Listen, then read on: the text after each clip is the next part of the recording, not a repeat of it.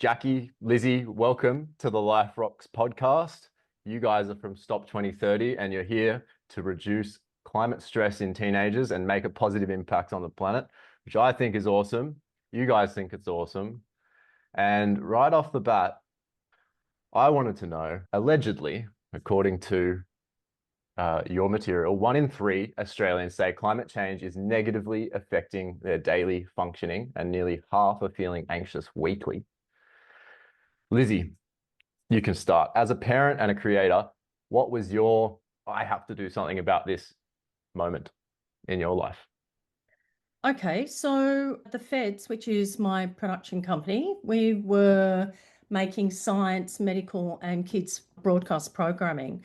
So we just finished a show for National Geographic, and I started to dive into research, which is, just a standard practice.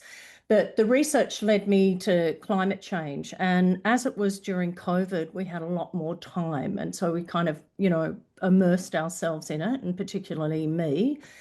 Uh, and there was a lot of doom and gloom messaging. And then add on top of that, being a parent as well and feeling somewhat guilty of my contribution to, climate change and how I'd contributed to it and where we were. I'd also started fielding questions from my son and, who's had a very curious mind. And if I'm at all honest, I started feeling climate anxiety myself. So I also looked at kids' resources at the time. I thought I've got to do something about this, and there was absolutely nothing that I could find dealing with climate anxiety in the sense of a resource for children. And I feel that particularly at that time, people didn't actually want to talk about it.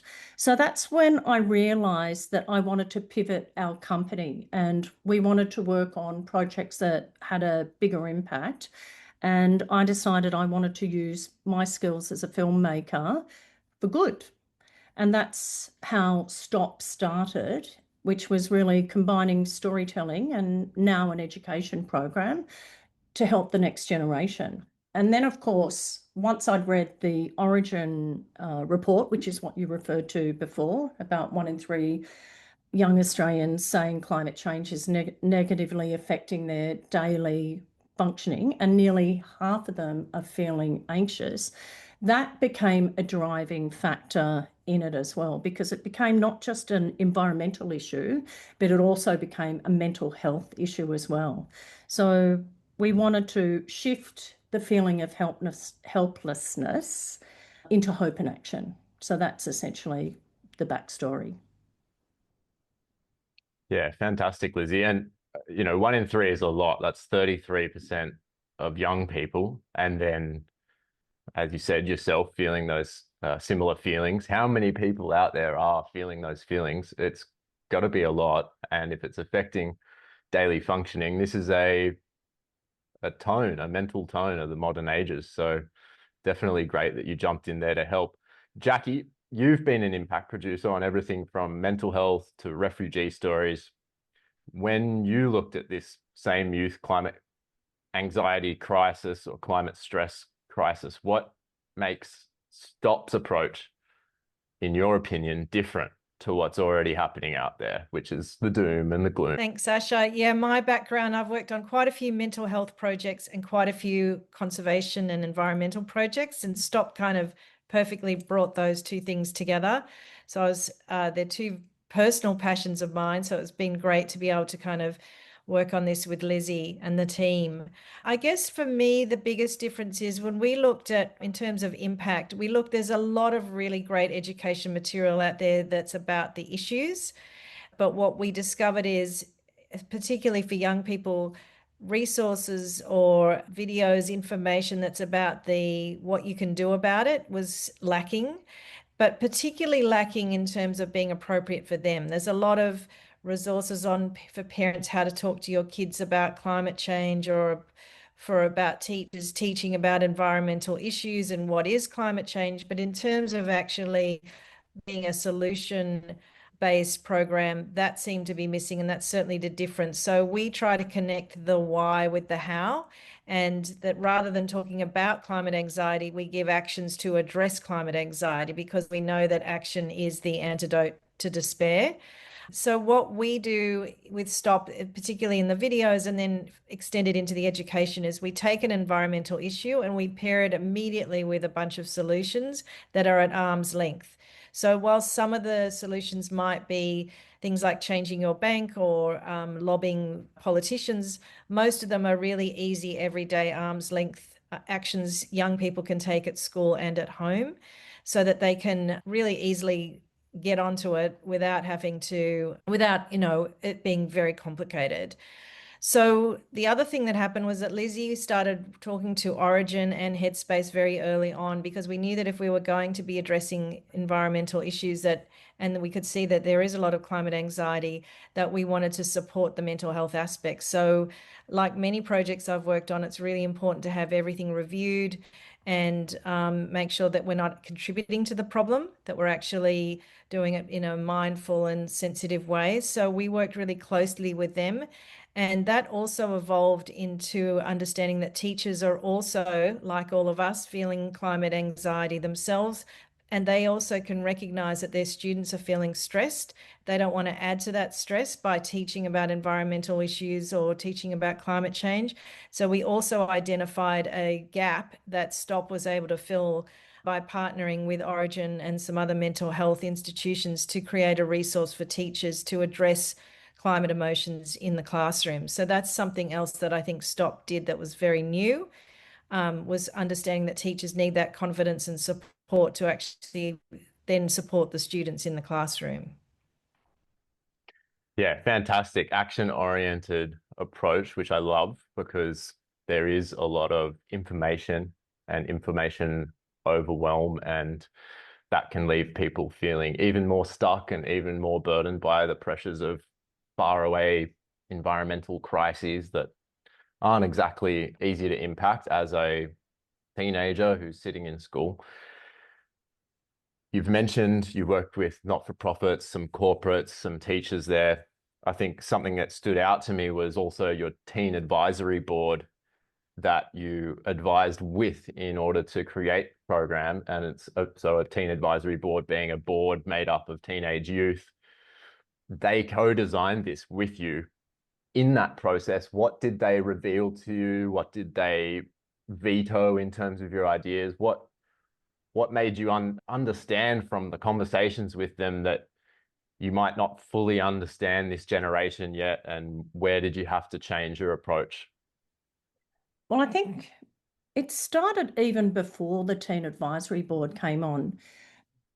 When we started researching, we spent a lot of time having a look at where young people consume their media. We looked at vertical content and the youth viewing habits, and quickly realised that they're not watching traditional television. I actually had a couple of uni students, one up in Queensland who was a media student, and I also had one at Sydney University who was a psychology student, and we had them doing research papers on basically teenage viewing habits. And essentially, they're online, they're on YouTube, they expect fast pace and authentic storytelling. So that particular insight actually really shaped the outset of the series. And then obviously during the production and further development as we were making the series, we actually put our teen advisory board on. And they, what I say, helped us hone the tone. So they picked, the STOP headquarters background, which you can see that Jackie and I are on today. And that's what Matt would also run his interviews on for most of it, was obviously intercut with other things. But they gave us direct feedback as well. Sometimes I'd be doing these Zoom calls and I'd show them an episode and we'd, talk about the content. They'd say there's too many dad jokes, or they didn't like the audio for some perceived reason.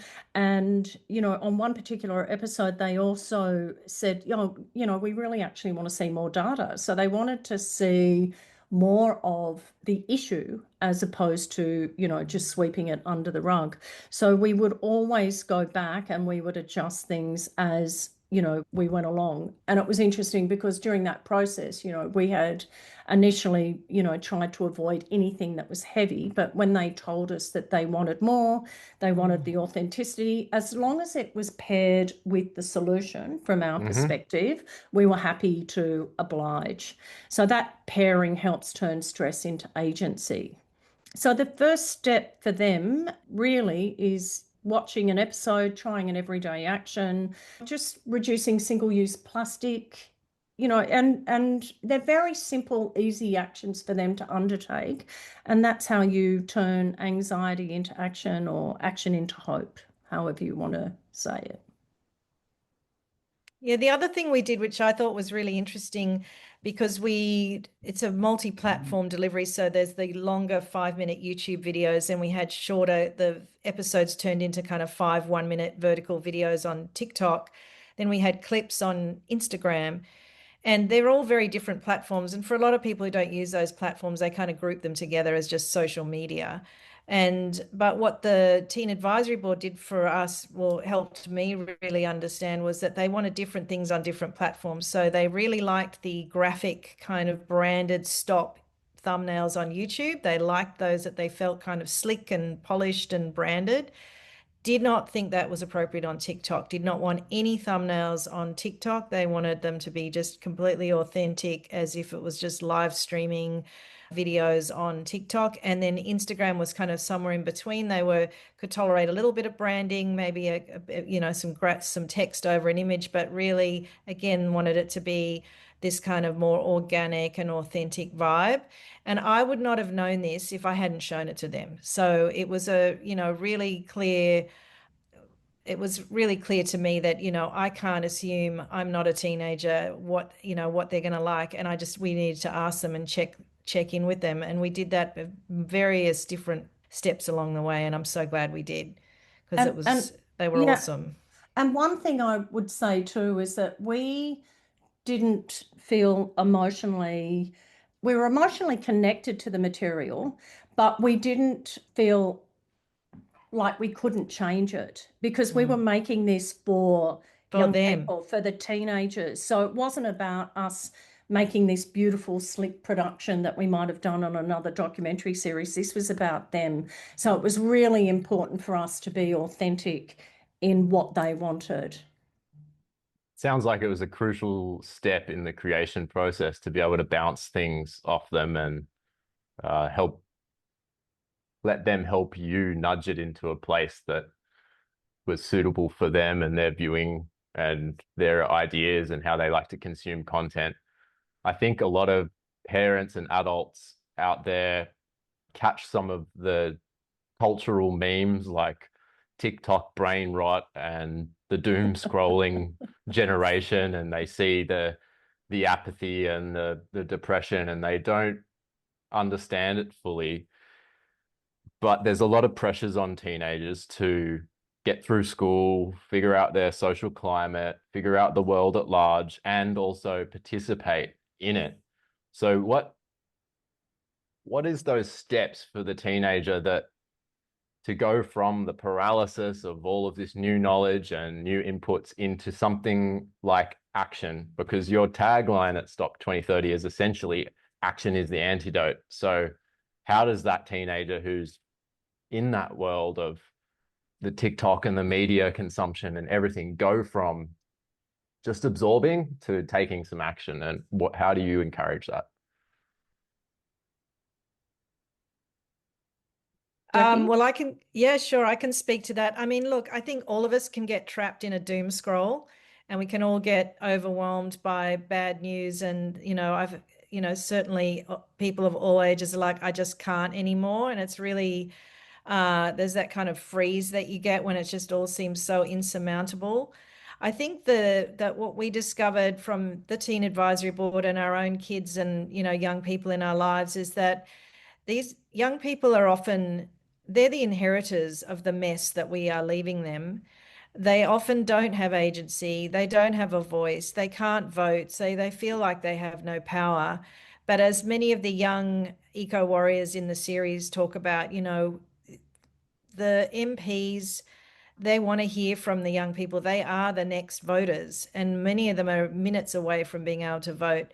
They are the future leaders. They are 100% the future of, our society. So I think for many of those young people, once we start to listen, and they do have a lot to say, our teen advisory board were evidence of that. They did not hold back. They were not shy. They told us exactly what they thought. But I think a lot of times we don't stop to listen or give them permission to speak. And also, a lot of them, when we discovered this from the Origin report, they don't know where to start. And often the hardest thing is if you're talking about systemic change, it's so difficult. What can one person do? We all feel that. But the truth is, there's, small actions done by lots of people can have a massive impact.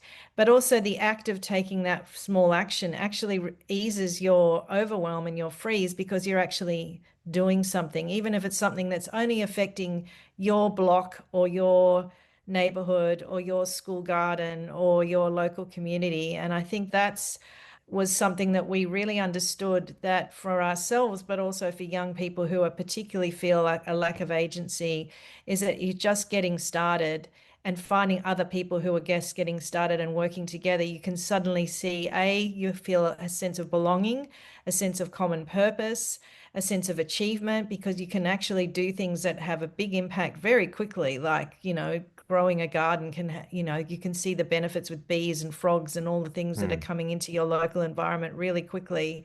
So it's, I think it's about building a community, a sense of belonging and purpose, and a sense of agency. Those were kind of the core things that we know would work. We know that would work with for young people because they told us, but also they also work for all of us. Yes. Absolutely. And I can attest to that because I often say motion is medicine.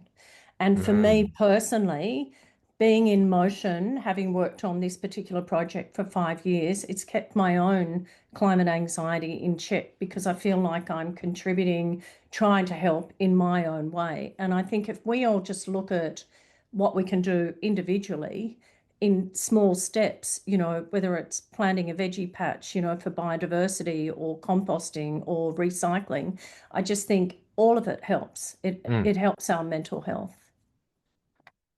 100%. Yeah. Movement is medicine, or motion is medicine.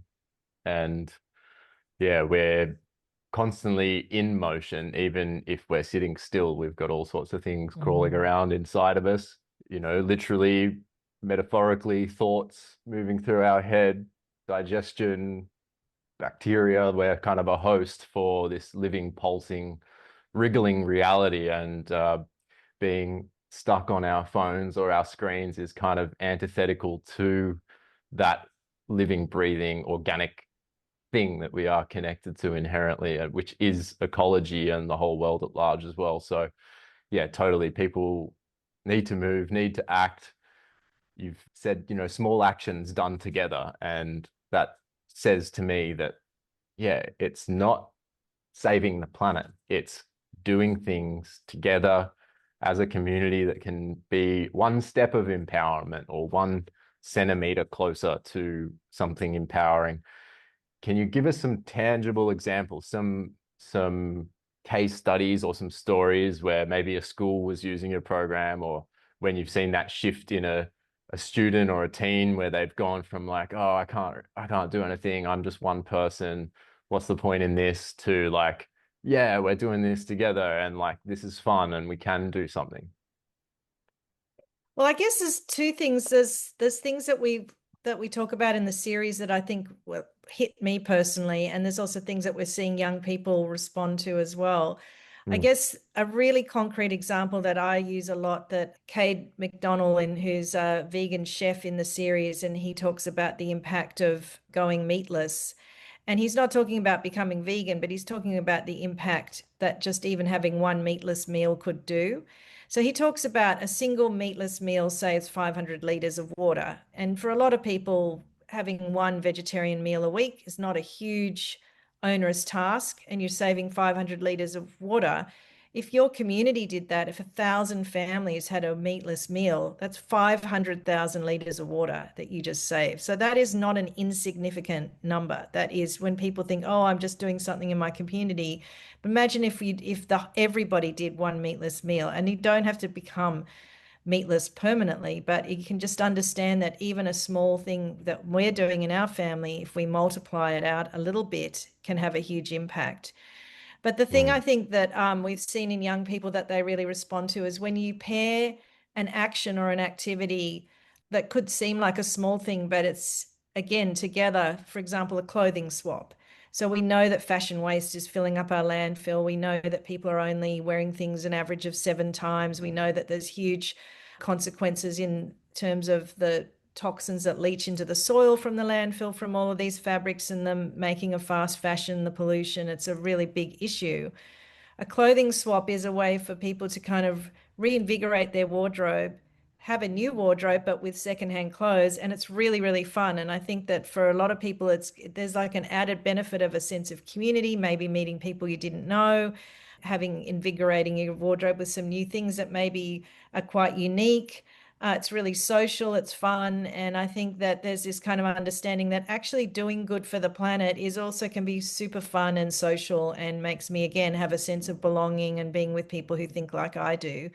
So I think if you just said, oh, donate your clothes, yes, that is also a great thing to do. But I think it's kind of finding ways to do those things where there's a multiplier, I think is a really smart approach, because it actually generates, particularly for young people who want to feel like they belong, they're looking to their peers.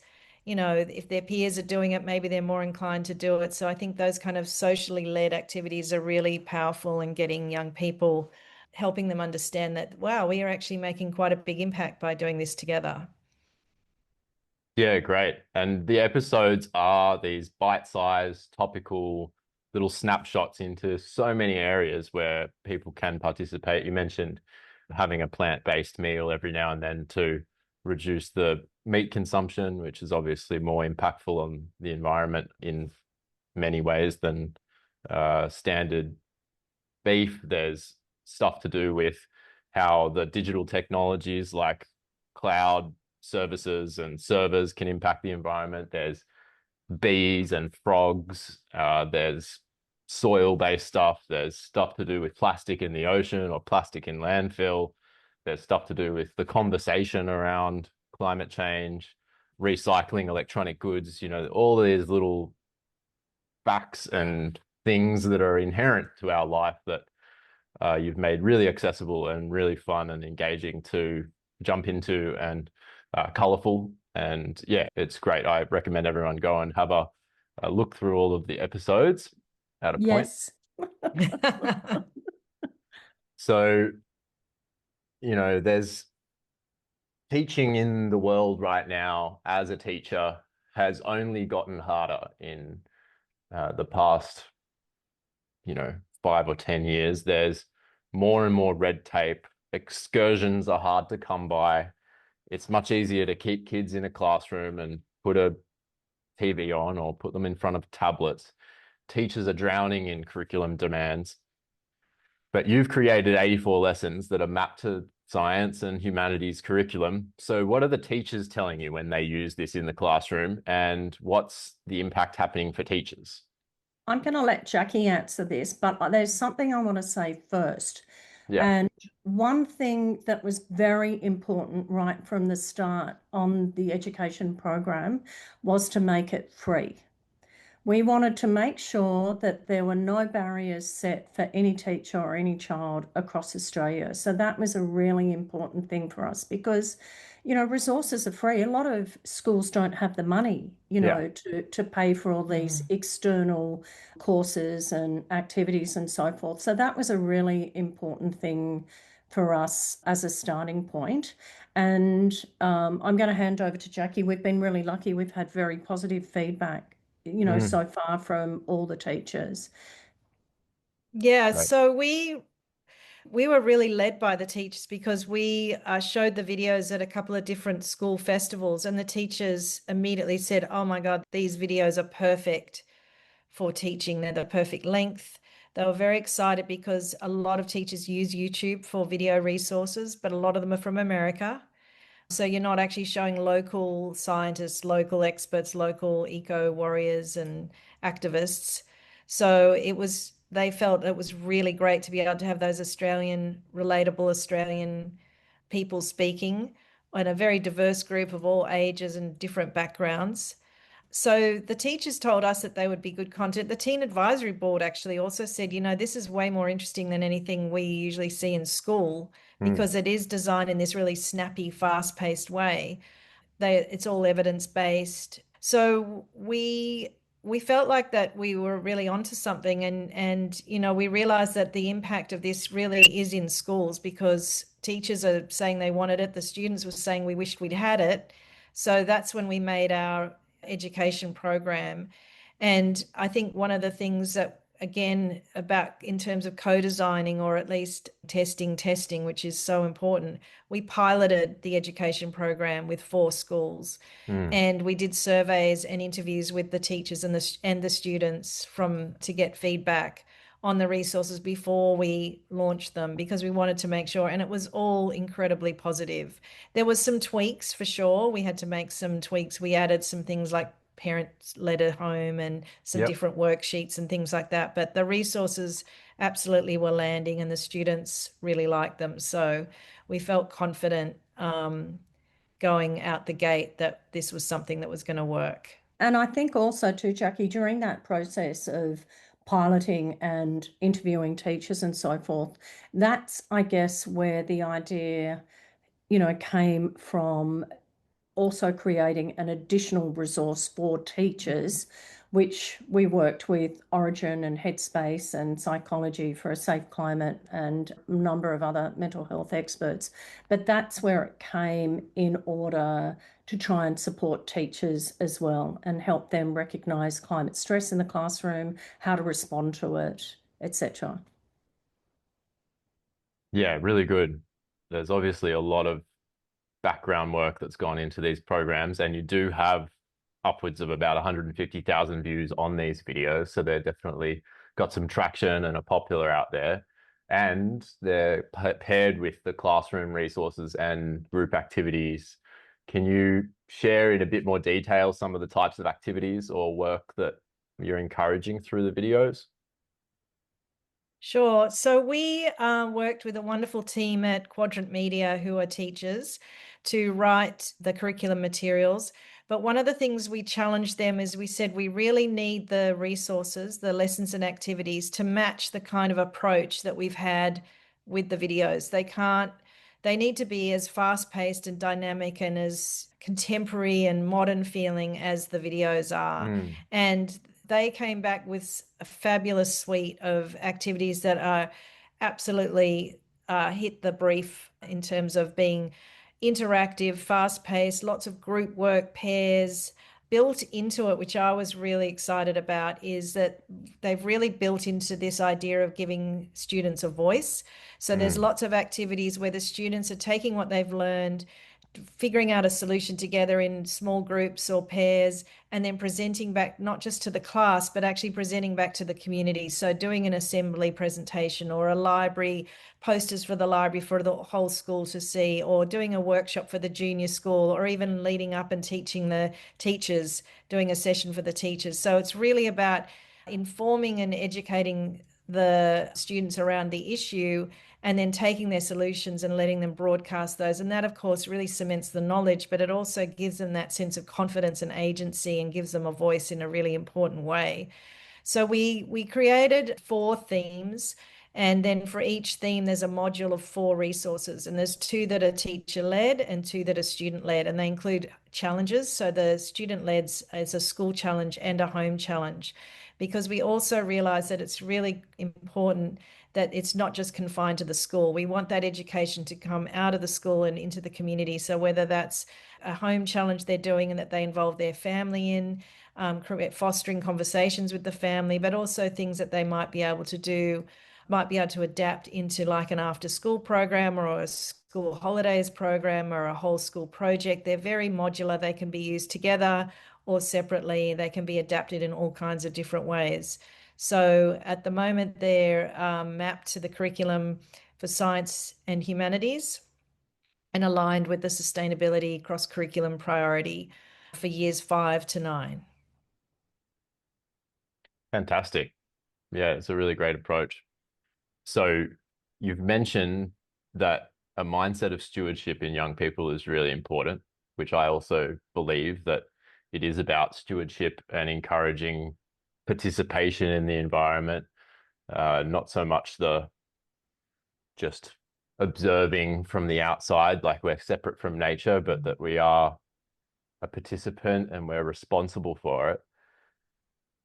But for parents and teachers trying to convey that message, sometimes it can feel performative, like we're trying to greenwash our children into caring, or there can be elements of guilt or shame, which is also just to do with our own guilt and shame and our own eco stress with how this environment has been managed. How do we model stewardship without falling into those feelings or performative style?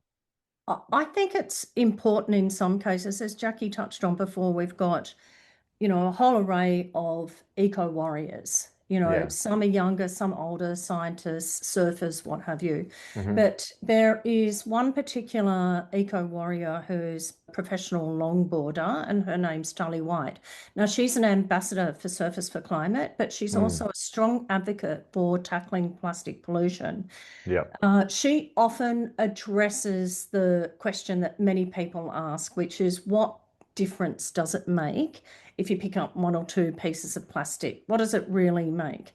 But Okay. Yeah. she suggests, and she suggests in this particular episode, that simple acts like using reusable water bottles or collecting rubbish at the beach are the beginning of the mind shift towards stewardship.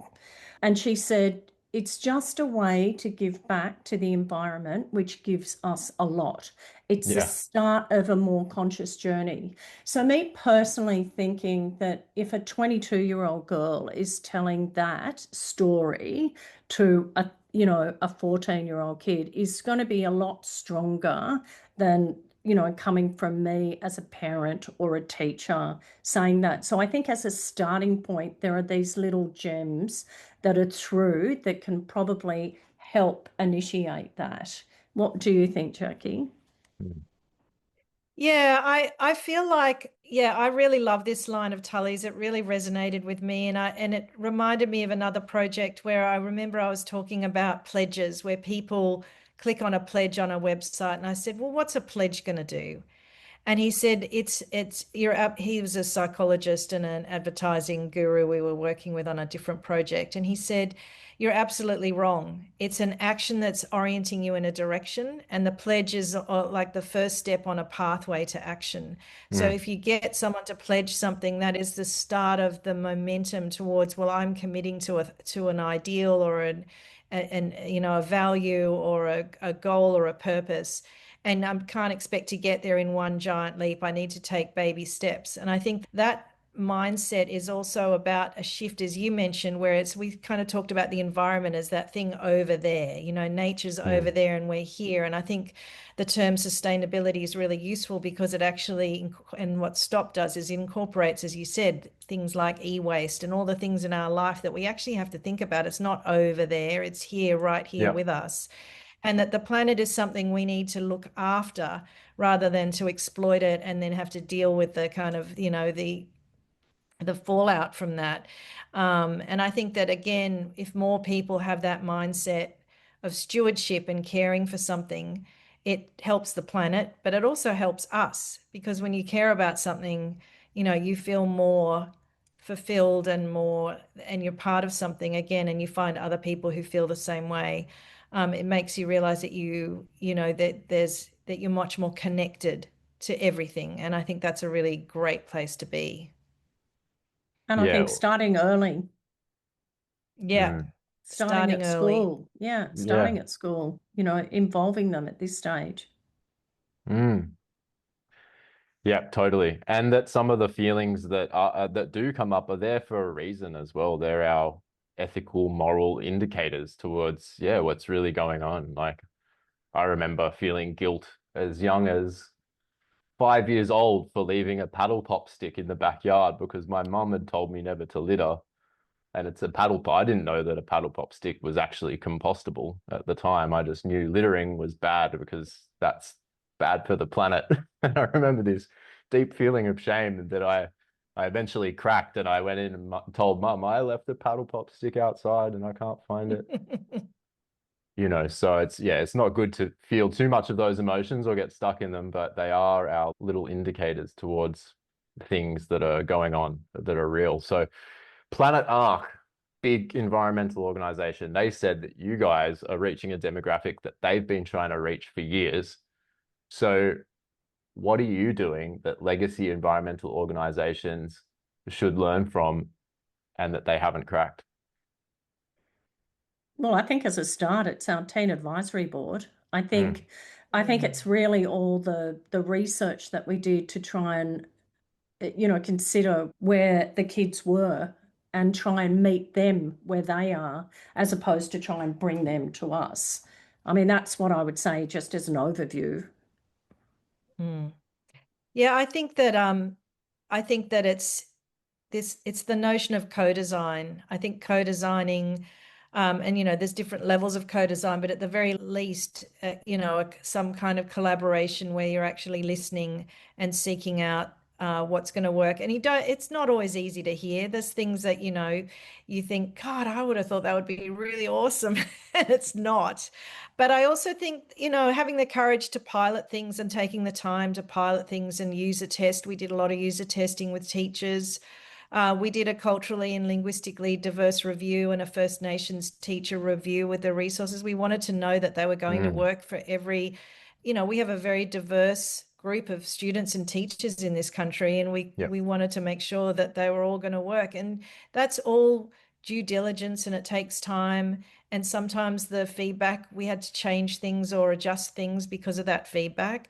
But I think it's just being really up for it. It's being not being so, and I think being a scrappy, well, I won't say scrappy, that's not fair, but being a grassroots kind of small dynamic team, we have the agility and the freedom to move quite quickly and adjust things really quickly. We didn't have a whole lot of stakeholders, with hoops to jump through or bureaucracy. We could listen to review our findings together and change things. So I think we have an agility being a small team that actually works in our favor.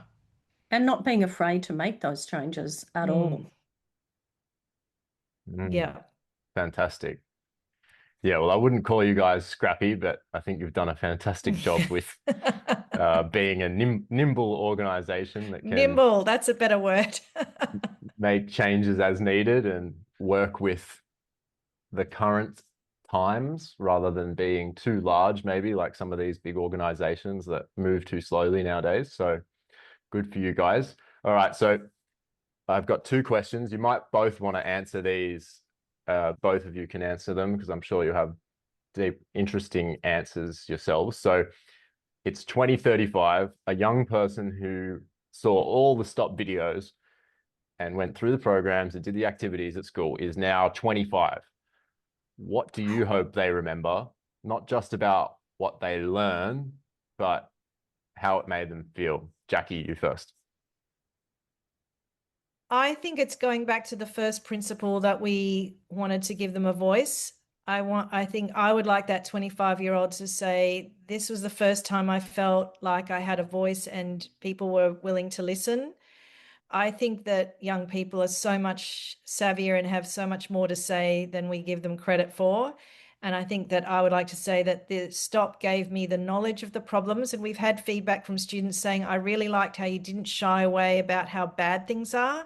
You didn't sugarcoat it. You told us how it is, but you immediately gave me things to do. So I would like them to say, I had the confidence and I met other people like me and I was able to get together and we were able to do stuff. And that kind of propelled me through those baby steps into that stewardship and that feeling of action and seeing themselves as some kind of a change maker. That would be really awesome. Fantastic. What about you, Lizzy? Well, I hope that young people have a path forward, and they have the skills to adapt to an ever-changing, environment, planet. And, there's a side of me that hopes that they remember one of the lessons that they did with STOP when they were in primary school or in middle school. And I hope that perhaps that might have been a starting point for them to, to leap off, and to share probably what they had with their own family, community, etc. And knowing that small actions can make a difference if done collectively. And I think that's really important, that they feel like they can make a difference and that they have the power to shape the future, I guess. There's a line that Sophia or Plastic Free Sophia says, and it says, young people are 100% of their future. So I think that's so true. And I think if they have, as Jackie said, the confidence to move forward, but just really know how to navigate life, not just about the environment, I guess everything. Mm. Mm. Yeah, that's beautiful. And it dovetails well into our next question, which is, Lizzy, what's your biggest wish for the future generations that are growing up on this beautiful planet Earth right now? For me, number one, I would love them to be happy. I would love that as an overview, to have a generation that is happy, that aspires to things. And I mean that in a broad sense, just aspires not to, oh, I can't buy a house, I don't have enough money. I just want them to be happy and to have aspiration to explore themselves and also life. Wow. Yeah, great wish. They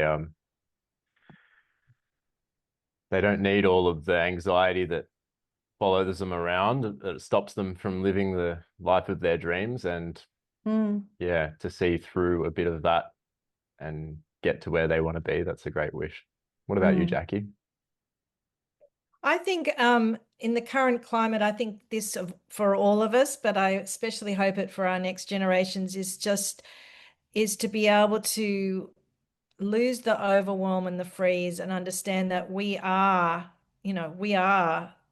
the community, we are society, we are democracy, we are the government, we are the masters of our own destiny. And we're not when we work in isolation, when we're by ourselves, but as a community, there's so much that can be done. And all of the eco good stories, the inspiring stories I hear are when communities come together, and whether it's a community who's managed to pool all their solar panels and they're now completely net zero and they're existing, or whether they've reintroduced bees to a place that's lost bees for the last 20 years, or whatever those things are. I just feel like it's really easy for us to this kind of isolationist period where we kind of forget that actually we are so powerful when we work together, and there's so much that we can do. So my hope is that we see a lot of return to that kind of community spirit in the future, and that this generation are going to be the one that brings that back for us. And Asher, I'm going to throw it back to you. What do you think? Oh no, what do I think? Well, what's your biggest wish? Yeah, my biggest wish is that children and teenagers and the younger generations feel a part of this beautiful world and not separate from it, not like they're just passing through, or they're kind of got, this abstract life that's not connected to the elements or what they see in their backyard or out their window, and they feel a part of a tapestry that's a story of Earth, and therefore they feel like participating and feel like protecting and feel at home and like they're part of a bigger story and a bigger picture. And I think that would, yeah, in their bodies, enjoying life and not just seeing the world through a series of labels that have come abstractly to them, but with a sense of wonder and curiosity. Because when wonder and curiosity leaves our lives, the world can be a pretty bleak place. So I hope that whatever we do at Life Rocks and the types of wonderful things that you guys are doing, that's what can fill their cup and carry them through this journey of life with a bit of wonder and a bit of awe for this wonderful life we live. Hear, hear. Well, Jackie, Lizzy, I'm so grateful for the work you guys do. Everyone out there, check out STOP 2030. The links are in the show notes. If you're a teacher, get your classes in front of them. They won't regret it, and you won't regret it. Jackie, Lizzy, if you're ever doing anything new or you want to share new messages, always reach out. Love to have you guys on. And until next time, everybody. Thanks for having us. Thank you. Yeah. Life rocks. That's right. You finished my sentence. Life rocks. Life rocks, everybody. Take care.